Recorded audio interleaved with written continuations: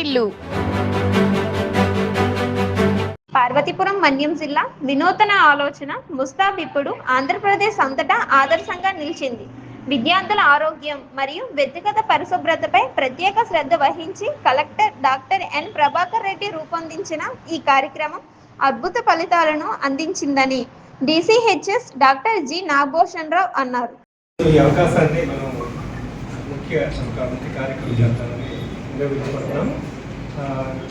మన గౌరవనీయ కలెక్టర్ గారు మన జిల్లాకు అడుగుపెట్టినప్పటి నుంచి సాధారణ పరిపాలనతో పాటు ఇనిషియేటివ్ ప్రోగ్రామ్స్ ఇన్నోవేటివ్ ప్రోగ్రామ్స్ చేస్తూ మంచి ఫలితాలని ఇస్తున్నారని మనకు అందరికీ తెలుసు. అందులో కొన్ని ఏంటంటే ముఖ్యంగా మన హెల్త్కి సంబంధించింది ముస్తాబ్ అనే ప్రోగ్రాము స్కూల్ పిల్లలకి హాస్టల్ పిల్లలకి పెట్టారు. ఇది ఎలాగ వచ్చిందో మన అందరికీ తెలుసు. సార్ వచ్చిన కొత్తలో స్కూల్ పిల్లలు చాలామంది సిక్ అవ్వటం, హాస్పిటల్ పాలవటం జరిగింది. సార్ విస్తృతంగా ఈ హాస్టల్స్ స్కూల్స్ అన్ని పర్యటించి ఆయన సార్ కనుగొన్నది ఏంటంటే ముఖ్యంగా ఈ అనారోగ్యానికి కారణం ఏంటంటే వ్యక్తిగత ఆరోగ్యం లేకపోవడం, వ్యక్తిగత పరిశుభ్రత లేకపోవడం అనేది సార్ కనిపెట్టి ఆయన బ్రెయిన్లో ఒక ఆలోచన వచ్చింది. పిల్లలు చక్కగా నీట్గా ఉంటే చేతులు శుభ్రం చేసుకోవడం, రోజు స్నానం చేయటం, మంచి దుస్తులు ధరించడం, అలాగే గోళ్ళు పెరగకుండా చూడటము, ఇలాంటి కార్యక్రమం జరిగితే బాగుంటుంది.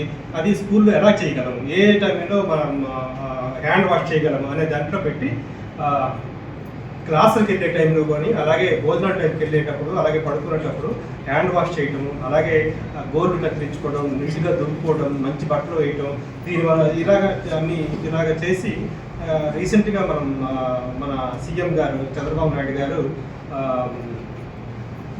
జిల్లాకు వచ్చినప్పుడు ఆ స్కూల్లో ఆ ప్రోగ్రామ్ చూసి చాలా ఇంప్రెస్ అయిన తర్వాత మనం రీసెంట్గా కలెక్టర్స్ కాన్ఫరెన్స్లో చాలా కలెక్టర్ గారిని చాలా అప్రిషియేట్ చేసి రాష్ట్రం అంతా ఈ కార్యక్రమం జరిగితే పిల్లల్లో ఆరోగ్యం కుదుట పడుతుంది, మంచి ఫలితాలు వస్తాయని చెప్పేసి ఒక 43 జీవో అనేది విడుదల చేసి మన రాష్ట్రం అంతటా ఇది జరిగినట్టుగా చూస్తున్నారు.